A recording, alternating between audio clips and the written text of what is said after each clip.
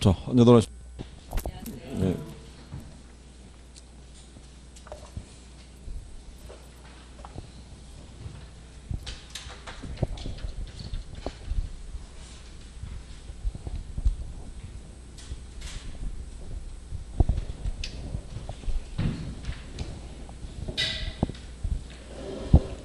자, 오늘은 그 경기 변동 하실 차례죠?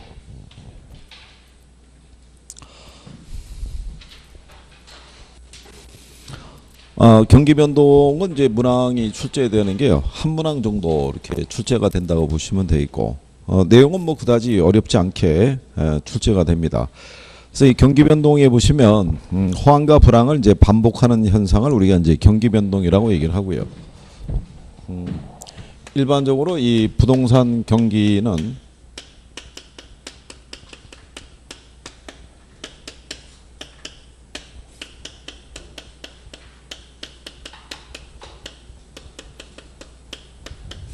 일반적으로 이제 주택 건축 경기를 지칭을 하고요.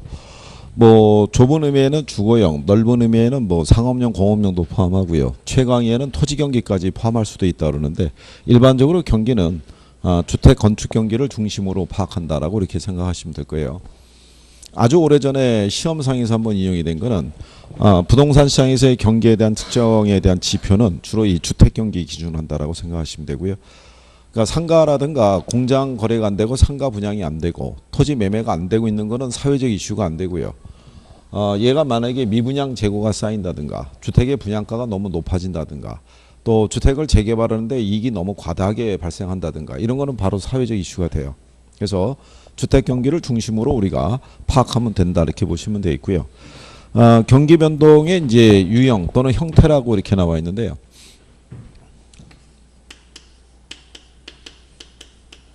원래 이제 경제학자들이 봤을 때는 경기는 이 순환 변동만 있는 걸로 파악이 됐는데 자세하게 이제 다시 확인해 봤더니 순환 변동 말고 추세 변동이라는 것도 있고요. 그 다음에 이제 계절 변동이라는 것도 있고 그 다음에 이제 무작위적 변동이라는 것도 있더라 이런 얘기죠. 시험상에서 이제 그 단독으로 나왔던 적도 있는데요. 근래는 단독으로 문제가 출제가 되는 경우는 없고 지문 정도로 활용하고 있다고 보시면 되죠. 그래서 추세 변동은 이건 장기 변동이라고 얘기했어요. 그래서 주로 이제 경제 성장이라든가 인구의 변화 뭐 이런 것 등으로도 우리가 나타날 수 있는 게 추세 변동이고요. 이거는 1년을 주기로 나타나는 경우죠. 해마다 겨울철이 되면 건설 공사에 대한 착공이 이렇게 줄어드는 현상이 반복되는 거. 그 우리가 이제 계절 변동. 무작위적 변동만 이게 주기가 없다라고 얘기한 거죠. 이게 정부가 이번에 주로 부동산 시장에서는 정부의 정책에서 유발되는데 정부가 이번에 그 재건축 초과이익 환수제를 적용을 해서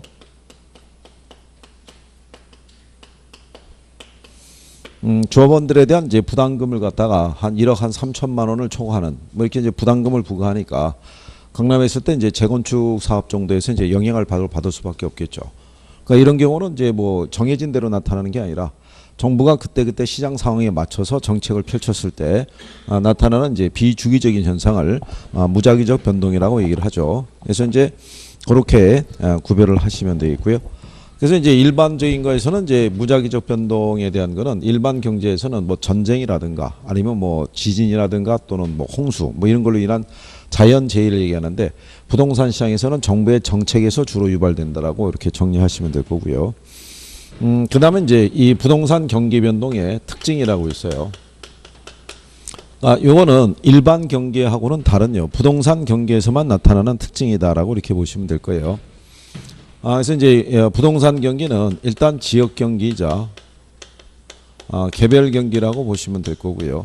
부동산이 지역성과 개별성을 가지고 있기 때문에 지역 경기자 또는 개별 경기 이렇게 보시면 되겠고, 그 다음에 뭐 이렇게 보시면 되겠죠. 일반 경기보다 주기가 길다란 얘기죠. 그러니까 주기가 길게 나타나는 것은 부동산 상품의 수명이 좀 더 길죠. 그래서 파동이 상대적으로 좀 더 느리게 나타난다 이렇게 보시면 되겠고요. 그 다음에 이제 이 일반 경기와 같이요. 순환 국면이라는 것이 이게 명백하진 않다라는 거. 그러니까 일반 경계에 비해서 순환 국면이 뚜렷하고 명백하게 나타난다. 그러면 이제 틀리다 이렇게 생각하시면 되겠고요. 그 다음에 이제 우리 교재에는 그렇게 나와 있는데요. 일반 경계와의 시차 관계를 물어봤는데 일반적으로 일반 경기를 기준으로 하게 되면 일반 경기에 비해서 후순환적인 양상을 띠는 게 부동산 경기라고 보시면 되겠고요. 근데 이 부동산 경기 안에 가게 되면 부문별 경기가 있어요. 그래서 이 안에 가면은 이 상업용, 공업용 부동산 경기는 일반 경기하고 동시순환적인 같이 움직인다라고 보시면 되고요. 주거용 부동산 경기는 일반 경기하고 역순환적인 양상을 띈다. 반대로 움직인다는 정도로만 이제 기억을 하시면 되는데 모의고사에서는 선생들이 얘하고 역순환이다라는 걸 물어보지 않고 이렇게 역순환이다라고 물어볼 수도 있어요. 얘하고 같이 움직이니까 얘하고도 결국 어떻게 돼요? 반대로 움직일 거 아니에요. 그죠?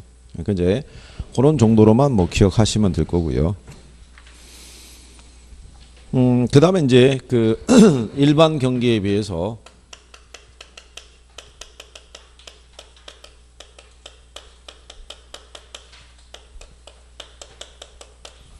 진폭이 크다라는 거예요. 가장 최근에 문제로 나왔던 건 여기 하나 나왔었어요.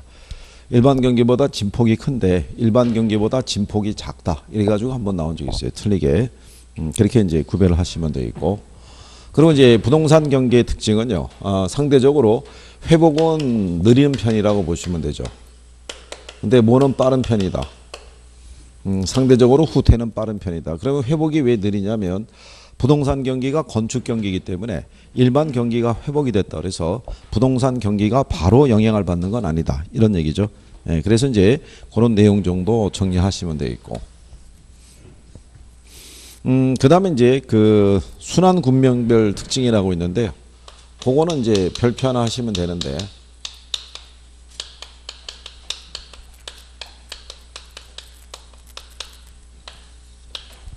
이것도 이제 우리가 정리할 거는요. 시장이 회복 시장이 있고 상향이 있고 후퇴 그 다음에 하향 그 다음에 안정시장이 있을 때요. 이거는 이제 일반 경기의 호황에 해당이 되고요. 일반 경기의 불황에 이렇게 해당하는 시장이다라고 했을 때 여기서 이제 정리하실 거는 두 가지만 하시면 돼요. 모든 시장에서 두 가지만. 그래서 하나가 이제 뭐가 있냐면요.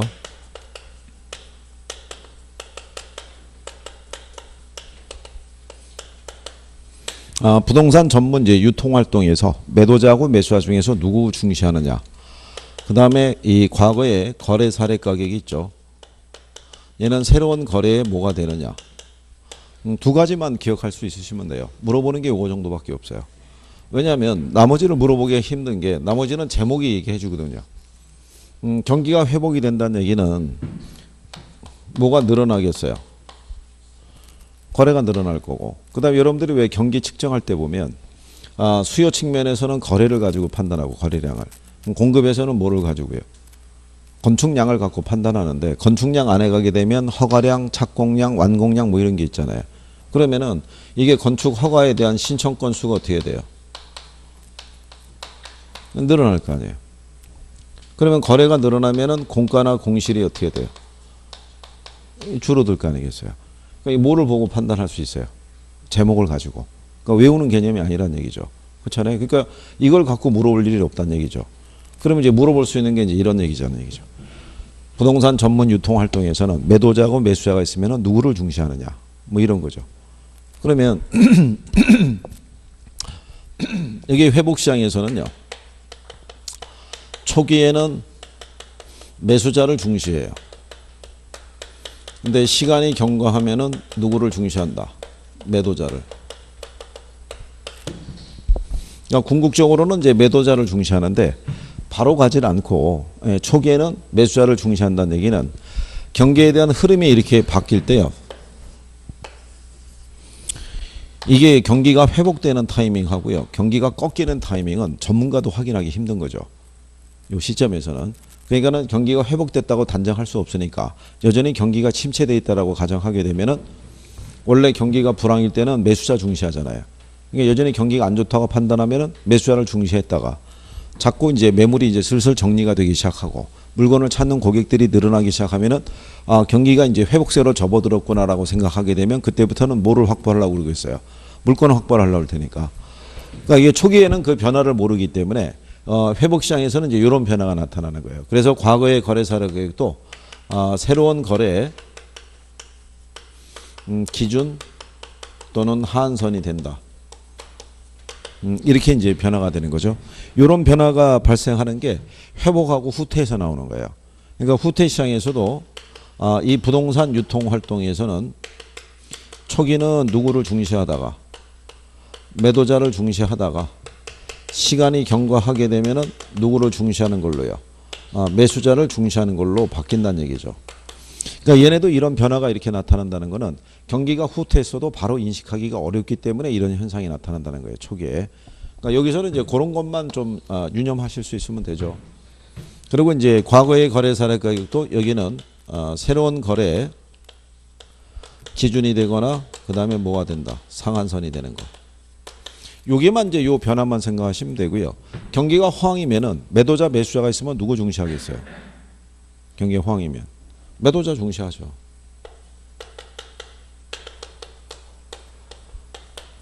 우리가 이제 경기가 강남의 재건축 경기가 그게 이제 한참 불이 붙었을 때는요. 매물이 나온 게 없었잖아요. 그러면 사람들은 계약금을 싸들고 와서 기다리고 있잖아요. 물건 나오기만. 그리고 중개업자에게 계약금 안겨주고 가죠. 나오기만 하면 잡아달라고. 그러니까 그때 경기가 좋으면은 당연히 누구를 중시하겠어요? 매도자를 중시하는 거죠. 매도자. 경기가 안 좋으면 어떻게 돼요? 지금 벌써 이 재건축에 대한 부담금 때문에 강남에서 재건축에 대한 게 시가가 1억, 2억씩 떨어지고 있잖아요. 근데 1억, 2억씩 떨어뜨려도 매수세가 안 나타나는 거죠. 이게 어떻게 될지 모르니까. 지금보다 가격이 더 떨어질 수 있다라고 판단하는 거죠. 그렇지 않겠어요? 그러니까는 하향시장에서는 유통활동에서 누구를 중시하겠어요? 매수자 중시하는 거죠. 그러니까 경기가 좋을 때는 매도자가 시장을 주도하고요. 경기가 안 좋을 때는 누가? 매수자가 시장을 주도하는 거죠. 그렇잖아요. 묶어서 판단하시면은. 여러분들도 그렇게 하실 거 아니에요. 실제 거래할 때. 경기가 좋아지고 가격이 올라갈 것 같으면 원래 물건을 팔 생각이 있었는데 지금 안 팔죠. 일단 관망세로 돌아서죠. 조금 더 올라간 다음에 팔아도 늦지 않겠네? 뭐 이런 생각을 할 거 아니에요. 근데 경기가 안 좋으면 어떻게 되겠어요? 더 떨어지기 전에 팔아야 될 거 아니냐. 근데 매수자들은 안 그렇죠. 지금 사면 손해일 것 같은 거죠. 더 떨어질 것 같은데. 그렇게 되는 거죠. 그러니까 외우는 개념보다는요. 조금만 요 상태를 생각을 하시면은 외우지 않고도 정리가 되죠. 그럼 여기서 문제가 나오면 그냥 감사한 거죠. 바로 맞출 수 있으니까. 그러니까 여기도 당연한 거죠. 여기도 과거의 거래 사례 가격은 새로운 거래에 다 뭐가 되겠어요. 왜냐하면 이게 여기쯤이 이제 상향시장 국면이라고 그러면 이 이전에 거래됐던 애들은 지금보다 다 싸게 거래된 애들인 거예요. 과거의 거래 사례 가격은. 근데 경기가 후퇴로 들어가게 되면 일로 들어갔다 이거죠. 하향이면은. 그러면 이전에 거래된 애들은 지금보다 비싸게 거래된 애들이잖아요. 지금보다. 그러니까 그렇게 하면은 얘네들을 외우거나 하실 필요가 없이 간단하게 이건 정리가 될 수 있는 거예요. 근데 경기 변동에서 자주 물어보는 게 얘들이라고요. 그러니까 정리를 잘 해두시고. 그래서 이게 과거의 거래 사례 가격은 새로운 거래했을 때 다 상한선이 된다는 거. 그 다음에 얘는 제목이 안정시장이잖아요. 이건 별도의 지역시장이라고요. 대전시가 전체적으로 부동산 경기가 안 좋아도 소형 아파트 단지 있죠. 주공이나 뭐 이런 데들은 항상 안정적인 시장을 유지하고 있어요. 그러니까 여기는 부동산 유통활동에서 보게 되면 매도자하고 매수자가 있으면 양쪽을 다 중시하는 거죠. 그죠? 왜냐하면 여기는 매물도 꾸준하게 나오고요. 누구도 꾸준히 나타나는 거예요. 매수자도. 그러니까 과거의 거래 사례 가격은 새로운 거래했을 때 여기는 무슨 가격이 된다는 거예요. 기준 가격이 된다는 거죠. 그러니까 우리가 소형 평형 아파트들은요. 경기가 과열이 됐다고 그래가지고 걔들이 투기 가격 수준까지 치솟거나 그러진 않죠. 단 이제 특정한 지역인 강남과 같은 이제 재개발이나 이제 재건축이 예상되는 지역에서의 가격은 뭐 많이 올라갈 수가 있겠으나 일반적인 주거 지역에서는 그렇게 큰 변화는 안 나타난다는 얘기죠. 그래서 이런 정도만 기억하시면 돼요. 두 가지만. 다른 거는 뭐 특별하게 정리하거나 하실 필요가 없죠. 그래서 거기를 중심으로 해서 정리하시면 되더라. 뭐 이런 얘기고요. 그러니까 이제 거기 그 32페이지 가시면 하단에 하향시장이라고 있죠. 네? 네, 하향시장에서는 디귿하고 리을이 있죠. 32페이지. 예, 그거 기억하시면 되고. 자, 회복시장에 가시게 되면은 여기도 리을하고 미음하고를 기억하시면 되고. 상향시장에 가시게 되면은 리을하고 미음. 후퇴시장에 가게 되면 디귿하고 리을. 뭐 그런 내용이죠. 그리고 이제 안정시장을 가게 되면은 마지막에 있는 리을. 뭐 이런 거. 예. 왜냐하면 현재 그 기본소설상의 학교론 교과서상에서 보면요. 이게 없어요, 표현이. 이 표현이 없다고요. 요것만 있다고요. 요것만. 근데 요거는 그 시험상에서 이미 인용을 한 거예요. 이거를 그러니까 중개사 시험이 아니라 간평사 시험이나 이런 쪽에서 이미 인용을 한 거라고요. 기출로 활용을 했으니까. 그러니까 제가 여러분들에게 이렇게 설명을 해드릴 때는 근거가 있으니까 설명해 드린 거지 제가 주관적으로 판단해 가지고 이렇게 됩니다라고 얘기하는 건 없다는 얘기죠. 그러니까 그 정도까지는 정리를 하셔도 된다는 얘기죠. 자, 그 다음에 이제 뒤로 가시면은 경기의 측정 지표 이렇게 돼 있을 때요. 자, 경기를 우리가 측정할 때 지난번에 그렇게 얘기를 한 거죠. 경기는 눈에 보이는 게 아니기 때문에 여러 가지 지표를 가지고 경기를 우리가 이제 파악을 한다 그랬을 때 부동산 경기에서는 이 수요 측면에서는 이 거래량을 기준으로 판단한다 그랬고요. 공급 측면에서는 건축량을 중심으로 우리가 파악한다라고 얘기를 한 거죠. 그러니까 부동산 거래가 늘어나고 건축량이 증가한다는 얘기는 전체적으로 경기가 좋다는 얘기고 반대 경우는 이 경기가 안 좋다라는 걸 이제 설명하고 있다라고 얘기를 한 거고요. 가격이라는 것은 이거는 이제 우리가 보조 지표로 사용한다라고 설명한 거죠. 얘는 왜냐하면은 이 가격이라는 것이 올라갔을 때는요. 반드시 부동산 경기가 좋아져서 가격이 올라간 게 아니라 시장에서 뭐가 발생하면 인플레가 발생하면은 실물 자산인 부동산의 가격은 올라간다고요. 경기에 관계없이. 그렇기 때문에 가격이 올라갔다 해서 반드시 경기가 좋아진 건 아니란 얘기죠. 그래서 이 가격이라는 거는 일반 경제 상황하고 밀접한 관계가 있기 때문에 얘는 그냥 무슨 지표로 본다는 거예요. 그냥 보조 지표로 본다. 그냥 그 정도만 이제 정리하시면 되겠고. 그 다음에 이제 거미집 모형이라고 돼 있죠.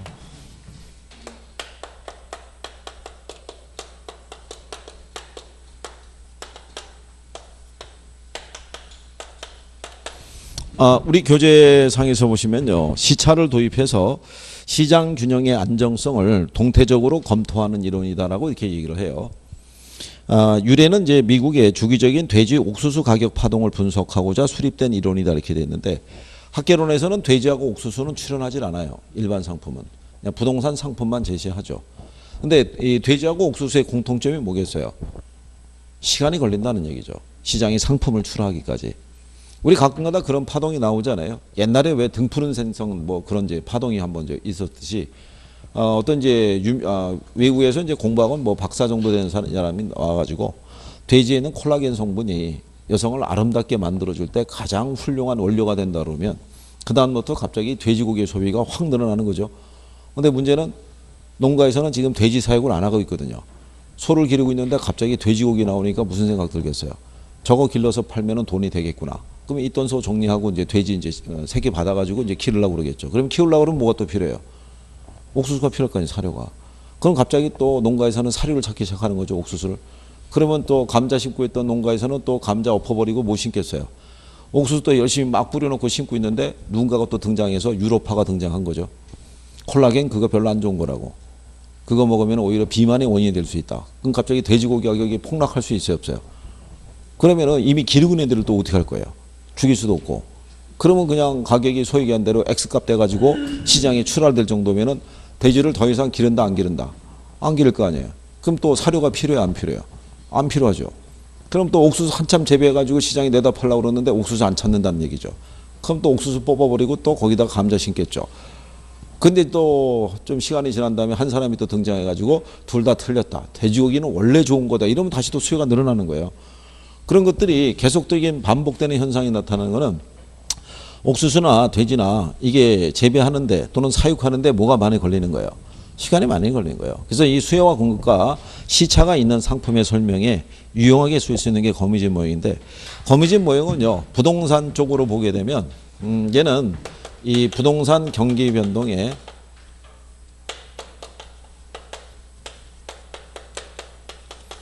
특징을 제일 잘 설명하는 게 거미집 모형이에요.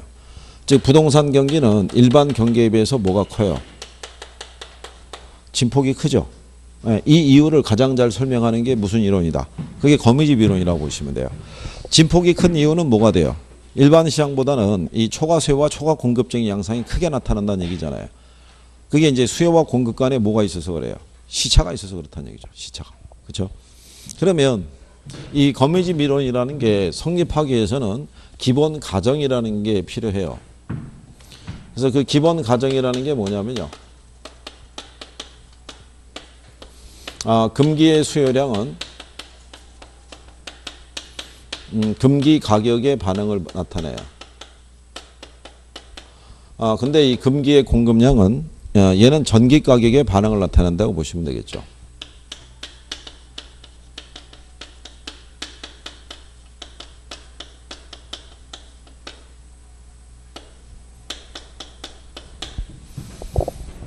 그래서 이제 시장에 나타나는 금기의 수요량은요, 금기 가격의 반응을 나타내고요. 그 다음에 금기의 공급량은 전기 가격의 반응을 나타낸 거죠. 여기 T라고 하는 게 현재 시점을 얘기를 하고요. T-1이라는 건 전기를 나타내요. 전기를. 우리가 이제 T 플러스 1 그러면 이제 다음 기를 표시한다고 생각하시면 되겠고. 그러면 요 가정은 뭐냐면요. 시장 공급자들은요. 언제나 이 현재 시장 가격에만 반응을 한다는 걸 전제해요. 이 얘기는 시장의 공급자들은요. 미래의 변화에 대한 것을 합리적인 예측을 못한다는 가정이에요. 그러니까 가령 예를 들어서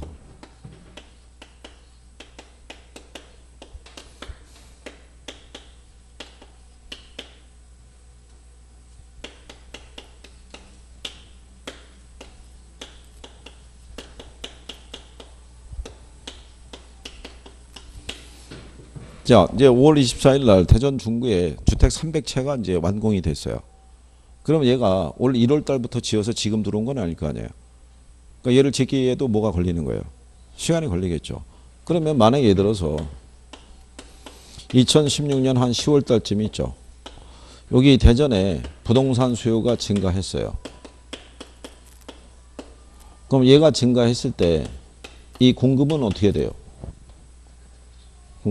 공급은 불변이라고요. 수요는 움직임이 있어도 공급은 단기간에 움직일 수가 없잖아요.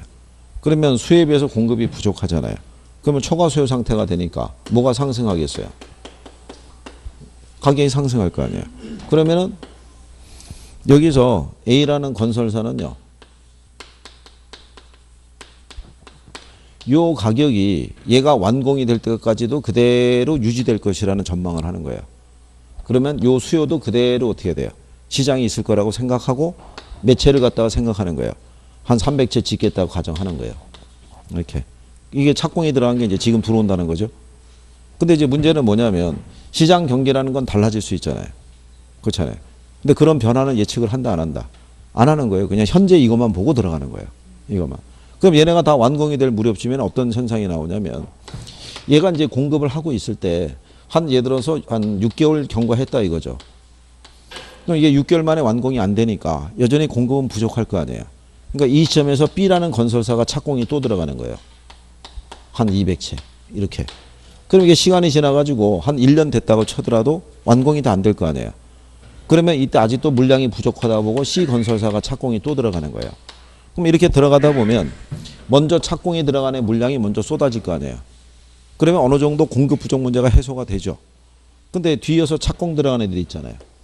그럼 얘들은 이미 시장 경기가 기울어졌다는 걸 알고 있는데 중간에 이거를 거둘 수는 없잖아요. 부동산이라는 상품은 짓다 말면은 그게 상품으로서의 가치가 없잖아요. 부동산 상품은 완결제라고 그랬잖아요. 그렇죠? 그럼 얘들이 다 쏟아지면 무슨 상태로 바뀌겠어요? 그럼 초과 공급 상태로 바뀌는 거죠. 그러니까 우리가 이건 이제 그림으로 확인해 드린 게 이렇게 확인해 드린 거죠. 기울기는 이제 일반적인 기울기를 갖고 설명을 할 때 수요가 있고 이렇게 공급이 있어요. 자, 이 상태에서 단기적으로 이렇게 수요가 증가하는 거죠. 지금 기울기를 보게 되면 얘가 좀 완만하고 얘가 좀 가파르잖아요. 그러니까 지금은 수요는 탄력적이고 공급은 비탄력적인 상황이라고 가정하는 거죠. 그럼 이 상태에서 수요가 증가할 때 공급은 변화가 없잖아요. 그럼 뭐가 상승하겠어요? 가격이. 그러면은 요 상태가 됐을 때는 요 가격을 보고 공급자가 착공이 들어갈 때는 무슨 상태였던 거예요? 초과 수요죠.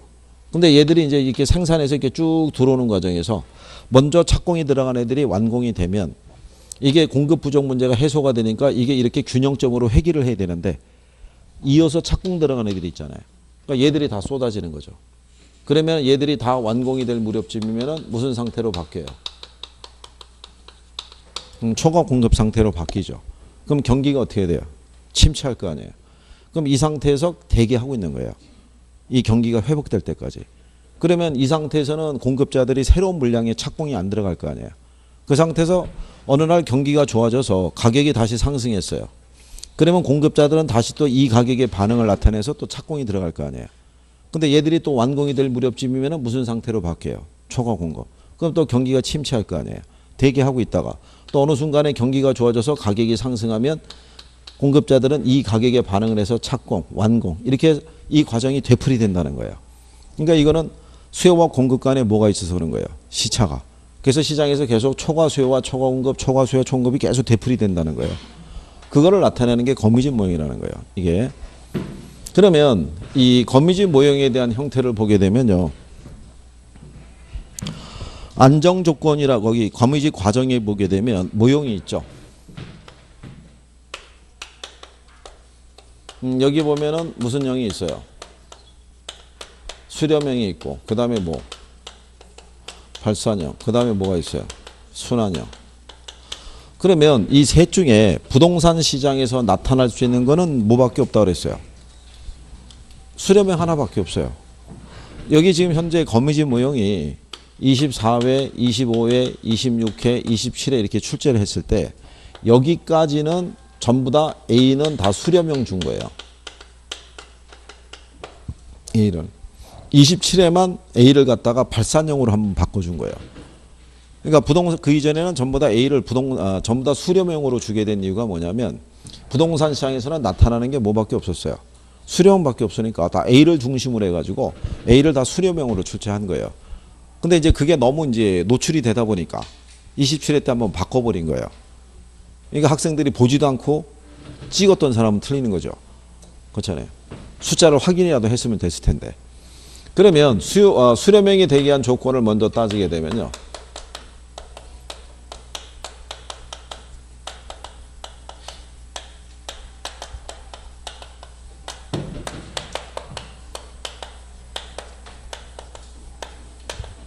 수요의 가격 탄력성이 있고 공급의 가격 탄력성이 있을 때 부동산 시장에 보면은 수요하고 공급이 있잖아요. 어느 게 더 탄력적이에요? 수요가 탄력적인 거예요. 우리가 이 수요가 있고 그 다음에 뭐가 있을 때요?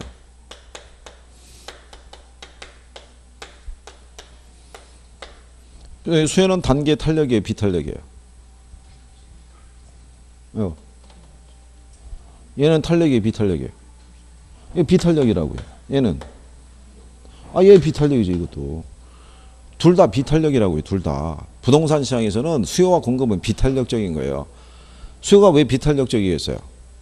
가격이 조정이 되더라도 수요자들도 구매력을 갖추기에는 시간이 걸리는 거예요. 얘들도 바로 못 움직인다고요. 근데 상대적으로 얘가 얘보다는 조금 더 탄력적이라고요. 둘 다 비탄력적인데. 그러니까 기본적으로 장기 되면 둘 다 탄력적이잖아요. 그렇잖아요. 그러면 단기적으로는 수요의 움직임이 공급의 움직임보다 빠르다고요.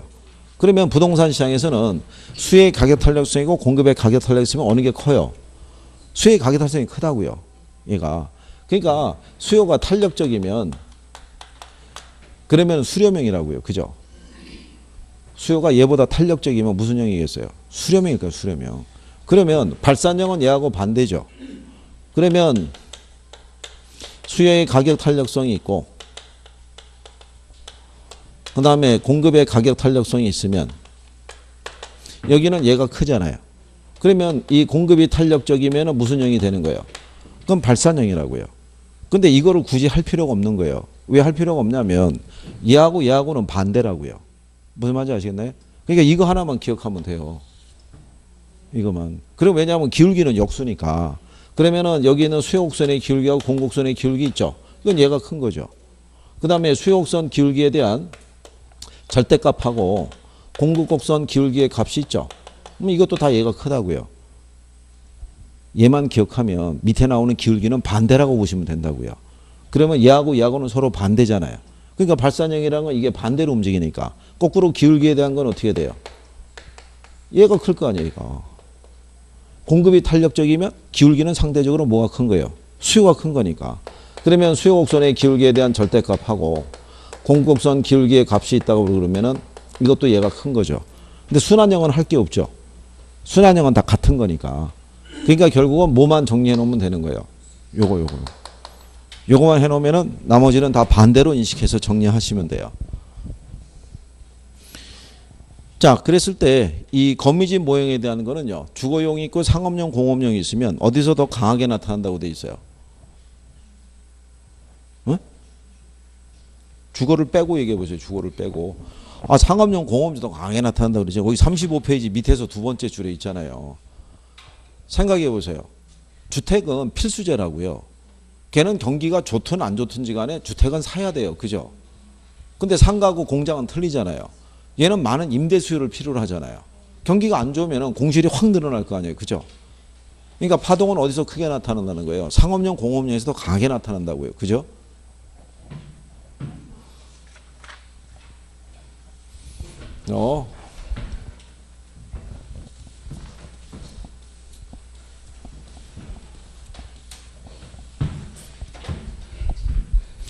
그래서 나중에 그 문제 나올 때 그 저기 구별만 좀 잘 하시면은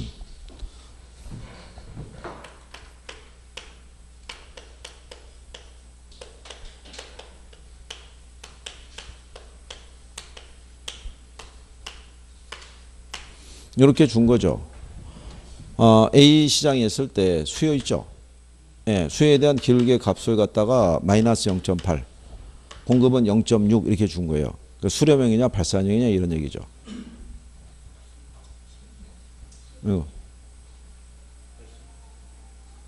얘 지금 기울기의 값을 물어본 거 아니에요. 절대값을. 수요곡선 기울기의 절대값에서는 부호가 생략이 된다고요. 그냥 0.8이라고요. 그럼 0.8하고 0.6하고 비교하면 어느 게 커요? 얘가 크잖아요. 얘가. 그렇잖아요. 이건 기울기의 값이잖아요. 기울기 값이 수요가 크면은 얘는 무슨 형인 거였어요? 발산형인 거잖아요. 요게 27회 시험 때 이렇게 나온 거예요. 이렇게. 그리고 이제 C를 주고 난 다음에 C는 수요를 0.6을 주고요. 그리고 공급에 대한 걸 갖다가 1.1을 준 거예요. 이렇게. 그럼 얘는 공급곡선 기울기 값이 크잖아요. 그럼 얘는 뭐겠어요? 수렴형이죠. 탄력성하고 기울기가 반대로 표시되니까. 그러고 난 다음에 여기 있는 이 B 시장에 대한 거는 얘 0.3, 얘 0.3 이렇게 준 거예요. 그럼 얘는 무슨 형이었어요? 순환형이죠. 순환형. 그러니까 우리가 절대값을 명시할 때 탄력성 할 때 말씀드렸잖아요. 절대값으로 명시하면 부호를 생략한다고 그랬잖아요. 그러니까 부호를 따지지 않고 비교를 하면 되잖아요. 그죠? 간단하게. 이거 우리가 지난번에 기출할 때 이거 했었다고요. 또. 그죠? 근데 지금은 또 기억에서 가물가물 하시죠? 저 지났으니까. 이게 중개사 시험이라는 게 이게 반복이라는 거죠. 반복. 그 아마 지금 공부하시다가 뭐가 좀 더 황당하냐면 틀림없이 얘가 됐다라고 생각했는데 조금 지난 다음에 다시 보면 오이 원래 얘가 이렇게 신선한 애였어? 뭐 이런 생각이 드는 거죠. 그거 다시 들여다보면 또 조금 괜찮을 것 같은데 또 지난 다음에 이렇게 다시 생각해 보면 또 사라져 있는 거죠. 그래서 이게 뭐가 필요하냐면 무진장하게 반복하는 거죠. 본 거 또 보고 본 거 또 보고 계속 이렇게 보는 거예요. 그래서 이 중개사 시험은요 다른 게 없어요. 반복밖에는 살 게 없는 거예요. 반복밖에. 잊어먹는 거는 그냥 담담하게 받아들이세요. 잊어먹는 거 갖고 스트레스 받으면 오히려 마이너스 효과가 나요. 그러니까 이렇게 하더라도 나중에 시험장 가서 보게 되면요 그게 그래도 기억이 나요. 그게 딱 부딪히는 순간에 그동안에 그렇게 무수히 반복했던 효과가 거기서 나타나는 거죠. 그게. 아니, 그렇지 않고서야 이게 시험에 합격할 사람이 누가 있겠어요. 그죠? 그렇잖아요? 아니, 뭐 일정한 연령대 되면 다 까먹는 거고, 여기 젊은 친구들도 안 보면 다 까먹는 거죠? 그렇지 않겠어요? 고총각, 지난주에 배운 거 기억나? 기억날 게 없겠지? 어? 참. 오늘 어쩐 일로 오전에 왔어?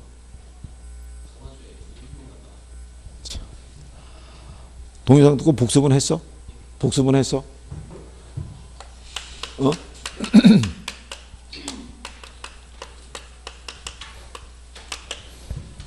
남아서 공부하고 와. 어? 시장의 개념이라고 이렇게 구성이 되어 있어요. 거기 보시면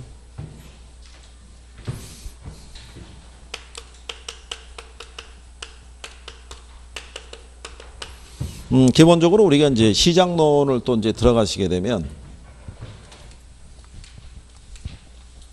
한번 기억이 잘 안 나시면요. 우리가 이제 시장론 들어갈 때 제가 이제 여기다가 시험 목차라고 적어드리죠. 기억하시나요? 네, 여기 시장론에서는 시험 목차가 몇 개 있었어요. 이거 시장론에. 일단은 그게 기억이 나셔야 돼요. 그게 기억이 나야 큰 제목이 기억이 나야 그의 세부적인 것도 기억이 날 수 있어요. 제가 왜 강의 들어갈 때 단원 들어갈 때마다 왜 매번 적어드리는 이유가 뭐였겠어요? 매번 적어드리면 부동산 시장 적어드리고요. 입지 및 공간 구조론 이렇게 적어드린다고요. 이렇게. 요거 두 가지가 시험 목차예요. 요게 이제 산업인력관리공단에서 시험 범위라고 해서 이렇게 목차를 제시한 거예요, 이게. 그런데 이렇게만 나와 있는데 이 안에서 제가 세분해 드리죠. 여기서 이제 그러면 문제를 주로 활용하는 게 부동산 시장의 특성 및 기능. 이쪽 파트를 물어볼 수도 있고 주택 시장 쪽에서 물어볼 수도 있고 그 다음에 효율적 시장 이론 이렇게 적어드려요. 그리고 이제 여기로 가면은 뭐 말씀드리냐면 지대론 그 다음에 도시공간 구조 이론 그 다음에 입지론 이렇게 소제목을 또 달아드린다고요. 그렇잖아요. 이런 제목이 기억이 나야 이 안에 또 뭐가 있다는 게 또 기억이 날 거 아니에요. 근데 이거 자체가 기억이 안 나면 내용에서 이게 여기서 내가 하고 있는 게 뭔지가 모르시잖아요. 그러면 잊어먹는 속도가 더 빨라요. 최소한 이게 기억이 돼야 세부적인 게 기억이 되죠. 이게. 그 제목이 나와야 특성에 뭐가 있었지 이게 나올 거 아니에요. 그럼 주택시장에서 내가 주로 정리했던 게 뭐가 있었지? 주택시장에서는 주거분리하고 여가자 경영에 대한 논리만 알아도 충분하세요. 여기서는. 그리고 여기 있는 효율적 시장 이론이 있죠. 약성, 중강성, 강성 이런 애들이 있었잖아요. 네, 작년에 여기서 나왔어요. 여기서. 그 다음에 이쪽에 가게 되면 지대론 있죠. 작년에 여기서 출제했어요. 그리고 작년에 여기서 나왔어요. 그리고 작년에 입지론에서 허프의 그 확률 모형 통해 가지고 계산 문제 하나 출제했어요. 그러니까 결국은 작년에 여기서는 3개 다 나온 거예요. 여기서 하나 나왔고. 그러니까 토탈 평균적으로 몇 개는 나오는 거예요. 4개는 나오는, 여기는 돌아가면서 움직이니까, 여기는. 여기는 꾸준히 준다고요. 그러니까 평균적으로 얘네 합쳐가지고 한 4개, 많이 나올 때는 6개까지 최대 나올 수 있는 파트가 여기예요. 근데 여기서 나오는 거는 우리가 대부분 다 맞춰줘야 돼요. 여기를 못 맞추면 뒤에서 나오는 투자론이나 금융론에서 답을 맞춰야 되는데 거기 우리가 100% 맞추긴 또 어렵잖아요. 그렇잖아요. 그러니까 이런 데서는 점수를 꼭 따셔야 된다고요. 이런 데서. 그러니까 이제 잊어먹는 거에 대해서 그렇게 생각하지 마시고 이게 이제 큰 제목이 뭐가 있느냐 이렇게 생각하고 거기다 살을 조금씩 붙여서만 정리할 수 있으시면 그죠? 나중에 이제 시험장에 들어갈 때도 도움이 되죠. 여러분도 한번 생각해 보세요.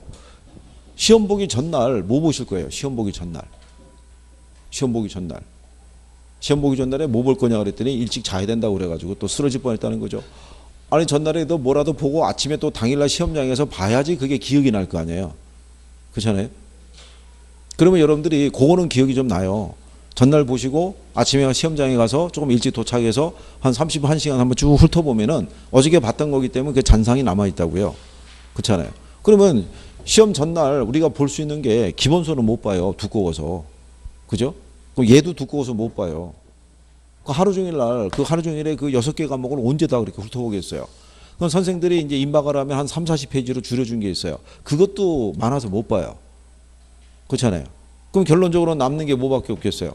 여러분들이 요약 정리한 A4 용지 한두 장으로 그걸로 끝내야 되는 거예요. 과목별로. 그래야지 한번 쫙 훑어보고 잠자리에 들 수 있는 거예요. 시험장에 가서도 뭐 보겠어요. 그렇잖아요. 그 짧은 시간 안에. 마음이 불안하니까 초조하니까 뭘 꺼내도 눈에 안 들어오는 거죠. 그렇잖아요. 그러니까 이렇게 해서 제목이라도 이렇게 달아서 여기서 특징적인 것도 있죠. 예, 뭐 조금씩 해놓으면은 시장 가면 시험장 가면 이게 탁 보면은 눈에 띌 거 아니에요. 이거를 선생이 정리를 해주면 여러분 외우는 것밖에는 방법도 없어요. 그렇잖아요. 근데 여러분이 정리하면은 내가 정리한 거니까 아 이게 내가 어떤 의미로 요거에 약어를 써갖고 정리인지를 아실 거 아니에요. 근데 그런 작업이 되려고 그러면 얘부터 기억이 나야 되죠. 그래야지 여기 어떤 내용이 있더라 그래서 조금씩 정리를 하실 거 아니에요. 그렇잖아요. 자, 어쨌든 뭐. 자, 거기 보면 이제 시장의 개념이라고 있죠. 예. 자, 우리가 이제 지난번에 얘기했지만요. 경제학에서의 시장이라는 거는 거래가 성립할 수 있는 곳이면 다 시장이라고 봐요. 그죠? 그런데 예전에 우리가 보면은 유통경제가 발달하기 전에는 구체적 시장만 있었지만 지금은 이제 유통경제가 발달을 한 관계로 추상적 시장이라는 것도 존재하고 있다라고 설명을 해드린 거죠. 그렇겠죠?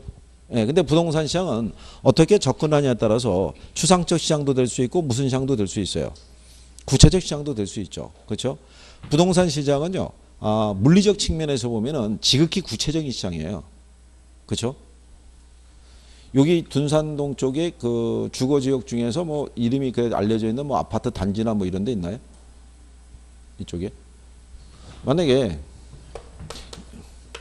여기가 중구인가요? 서구요?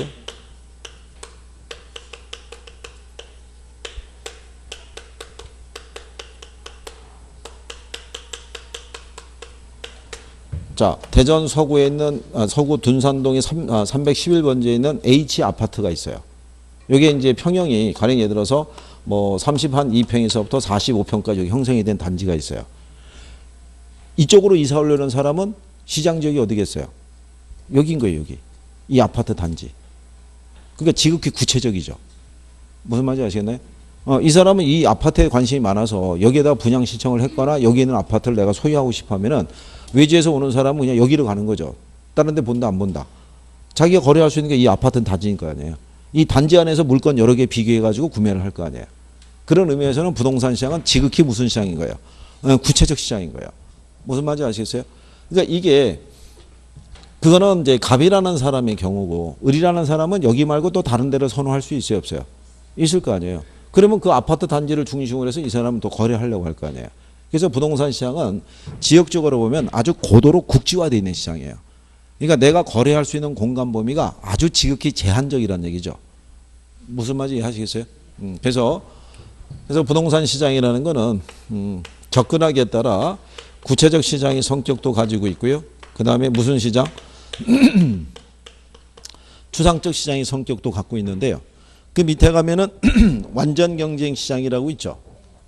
그리고 불완전 경쟁 시장이라고 있는데, 자, 완전 경쟁 시장의 성립 조건이라고 돼 있죠. 예. 이 완전 경쟁 시장은 경제학자들이 만드는 시장이에요. 그러니까 현실적으로는 존재하지 않아요. 근데 이 완전 경쟁 시장이 되기 위해서는 그 네 가지 조건이 다 충족이 돼야 돼요. 근데 네 가지 조건 중에서 하나라도 충족이 안 되면 무슨 시장? 그 불완전 경쟁 시장이 돼요. 근데 부동산은 부동산의 특성으로 인해서 이 네 가지 요건 중에서 어느 하나라도 충족이 되는 게 없어요. 일단 상품이 동질적이지 못하잖아요. 그렇잖아요. 그 하나의 예를만 들어더라도 부동산 시장은 무슨 시장이 되겠어요? 불완전 경쟁 시장이 되는 거예요.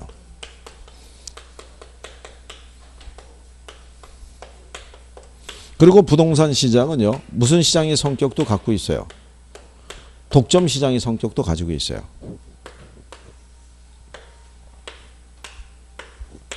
모든 토지는 위치가 다 틀리다고 그랬죠. 그렇잖아요. 여기 A라는 토지를 갑이라는 사람이 소유하고 있다는 얘기는 이 사람은 A라는 토지에 대한 독점적인 뭐를 갖고 있는 거예요? 소유권을 갖고 있는 거죠. 그렇잖아요. 그거는 이 사람이 갖고 있는 절대적인 권리잖아요. 이 땅에 대해서. 그러니까 이 사람은 이 땅에 대해서 절대적인 권리를 행사할 수 있다는 거죠. 이 땅이 다른 땅에 비해서 위치가 좋든 안 좋든 비옥도가 좋든 안 좋든 간에 무조건 뭐를 행사할 수 있는 거예요. 권리를 행사할 수 있는 거죠. 이 사람이 이 땅에 대해서는 독점적으로 뭐 하고 있으니까 소유하고 있으니까 뭐가 생기는 거예요? 절대적인 권리가 발생할 거 아니에요. 그러면 위치나 비옥도에 관계없이 뭐를 요구할 수 있어요? 지대를 요구할 수 있죠. 그게 절대지대라고요. 그래서 제목이 무슨 지대? 절대지대. 마르크스의 무슨 지대라고 배우셨어요? 절대지대. 그래서 이제 그거 얘기하는 거예요. 그래서 마르크스의 절대지대는 한계지에서도 지대가 성립할 수 있어요, 없어요? 지대가 성립할 수 있다 이렇게 한 거예요. 자, 그래서 부동산 시장은 불안전 경쟁 시장이자 무슨 시장의 성격이 있다는 거예요? 독점 시장. 그렇죠? 그러면 여러분들이 지난번에 배우셨어요. 부동산 시장은 이렇게 여러 가지 불안전한 요소가 많은 시장이잖아요. 근데 할당효율적 시장이 될 수 있어요, 없어요? 그럼 여러분들이 말을 바꿔서 불안전 경쟁 시장은 할당효율적 시장이 될 수 있어요, 없어요? 독점 시장은 할당효율적 시장이 될 수 있어요, 없어요? 둘 다 된다고요, 둘 다. 걔네 둘이 된다는 거는 결국적으로 뭐 얘기하는 거냐면 부동산 시장도 할당효율적 시장이 될 수 있다는 걸 얘기해 주는 거예요. 그럼 여러분 시험에는 그게 나오는 거잖아요. 부동산 시장은 여러 가지 불안전한 요소가 많으므로 할당효율적이 될 수 없다. 그러면 걔가 틀릴 거 아니에요. 그렇게 해서 걔를 답으로 준 거라고요. 그러니까 부동산 시장은 불안전 경쟁 시장이자 무슨 시장? 독점 시장의 성격을 갖고 있어도 얘도 일정한 조건이 충족이 되면 무슨 시장이 될 수 있다는 거예요. 할당효율적 시장이 될 수 있다고요. 얘도. 응? 무슨 말인지 아시겠나요? 그게 여러분 시험에 답으로 유도한 거 아니에요. 답으로. 그러니까 여기서 우리가 단초를 주는 거예요. 부동산 시장은 불안전 경쟁 시장이자 무슨 시장? 독점 시장인데 할당효율적 시장에 가게 되면 이런 시장들도 무슨 시장은 될 수 있다. 할당효율적 시장이 될 수 있다라고 그걸 설명을 할 때 앞에서 이제 부동산 시장은 그렇지 불안전 경쟁 시장이고 독점 시장의 성격을 갖고 있어도 얘는 할당효율적 시장이 될 수 있겠구나. 이거를 이제 연계해서 정리하시는 게 필요하죠. 자, 그 다음에 이제 뒤로 넘어가시면 38페이지에 부동산 시장의 특성이라고 돼 있죠. 네? 거기 특성에 가시면 자, 단가로 3번에 가면 시장의 국지성이라고 돼 있죠. 거기 보시면 뭐라고 돼 있냐면 자, 부동산 시장은 부동성으로 인해서 지역에 따라 다른 지역과 구별되는 지역적인 특성을 지니게 되기 때문에 공간적인 범위가 일정한 지역에 한정되는 국지성의 특성을 갖는다 이렇게 돼 있잖아요. 그러니까 여러분들이 거래할 수 있는 공간적인 범위가 일정한 지역에 국한되잖아요. 그게 이제 그 안에 들어가서 다시 이렇게 또 세분화되는 게 시작하는 거예요. 그게 안에 들어가면. 여러분 생각해 보세요. 대전에 구가 5개나 있다면서요. 이게. 그 전에 뭐 동구도 있고 뭐 서구도 있고 중구도 있고 그다음에 어디도 있다 그랬죠? 유성구도 있고. 또 뭐 있어요? 대덕구. 그 여기 이렇게 돼 있잖아요. 근데 여기가 다 아파트로만 돼 있는 건 아니죠. 그렇죠? 이 대덕구 안에서도 여러 개의 동으로 또 쪼개지잖아요. 그럼 내가 선택할 수 있는 범위가 어떻게 돼요? 일정한 지역에 이제 국한되는 거죠. 여기에서 이제 내가 원하는 단지 규모를 갖고 있는 아파트 단지가 있는 소재하고 있는 동이 다 갖고 있는 건 아닐 거 아니에요. 그 중에 몇 개 동만 그 요건이 충족이 될 거 아니에요. 그럼 그 몇 개 동만 기준으로 해서 나는 거래할 수 있는 지역이 형성이 되는 거예요. 무슨 말인지 아시겠어요? 그리고 또 내가 원하는 게 남양인데 남양의 조건을 갖고 있는 아파트 나와 있는 데가 둔산동밖에 없어요. 그럼 그냥 일로 와서 찾을 수밖에 없는 거죠. 이런 식으로 아주 좁은 국지적 시장이라고 이렇게 생각하시면 돼요. 무슨 말인지 아시겠죠? 예. 그러니까 여기에 나와 있는 이 부동산 시장의 특성 같은 경우는요. 외우는 개념은 아니고 요거는 이해를 조금 하시면 돼요. 그죠? 그래서 시장은 다 뭐가 돼 있다? 국지화돼 있다. 이런 얘기죠. 근데 요즘 그 나오는 걸 보면요. 요 부동산 시장의 특성은 별표 하나 하시는데 얘가 이제 여기서 나오는 이제 부동산 시장의 특성을 보게 되면요. 시장에 뭐가 있다는 거예요. 국지성이라는 게 있고 그 다음에 이 시장은 뭐가 또 곤란한 시장이에요. 수급 조절이 곤란하죠. 수급 조절이 곤란한 이유는 어디 있다고 그랬어요? 일단 생산의 장기성이라는 게 있고요. 지어서 들어오기까지가 뭐가 많이 걸려요. 시간이. 그래서 얘가 단기적으로 가격의 왜곡 현상 이런 거 나온다고 그랬죠. 그렇죠? 그 다음에 또 뭐가 있냐면 위치의 고정성. 하다못해 여기 구청장들 간에도 아파트 서로 밀어줄 수가 없잖아요. 움직일 수 없으니까. 대리점에서는 물건 밀어줄 수 있어도. 수급 조절하기 곤란하죠. 그 다음에 또 뭐가 있어서 그래요? 내구성이 있죠. 요 내구성에 대해서 혹시 문제상에 이렇게 나올 수 있을까요?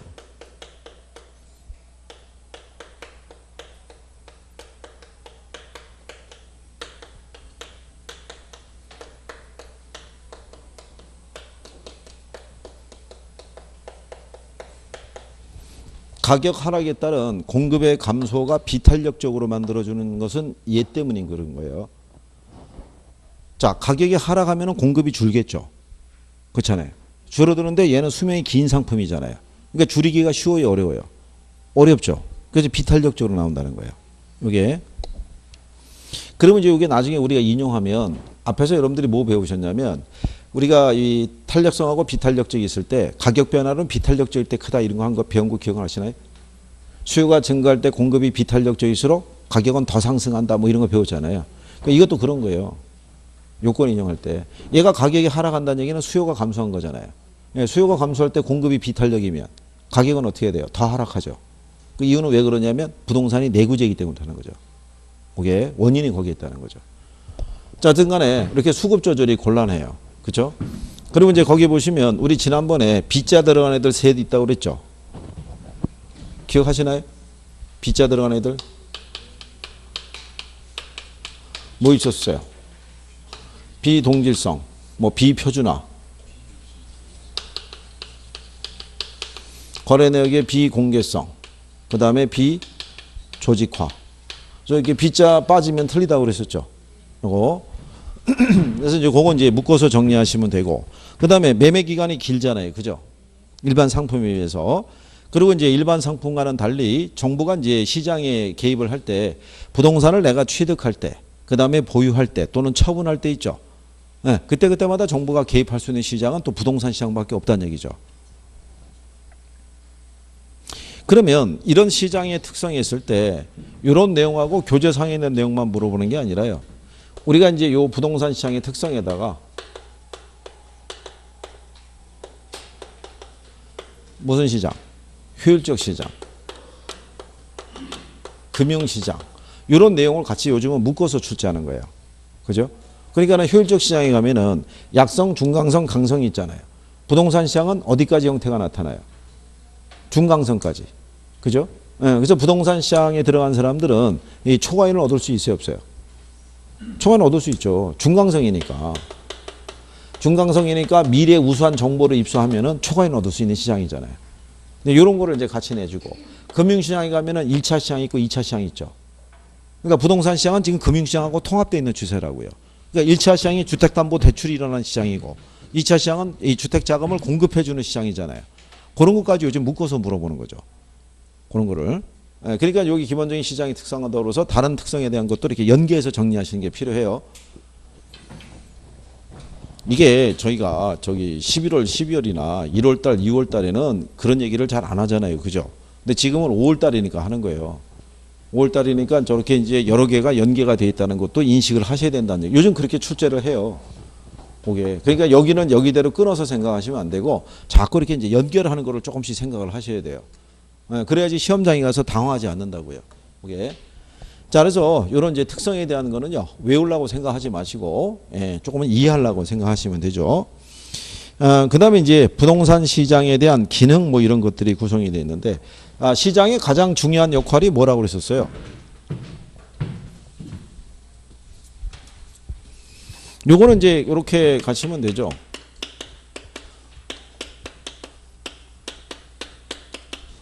이 기능이라는 게 역할인데요. 시장에서 해주는 가장 중요한 역할은 이 교환이라든가 거래가 성립하도록 해주는 게 시장의 역할이에요.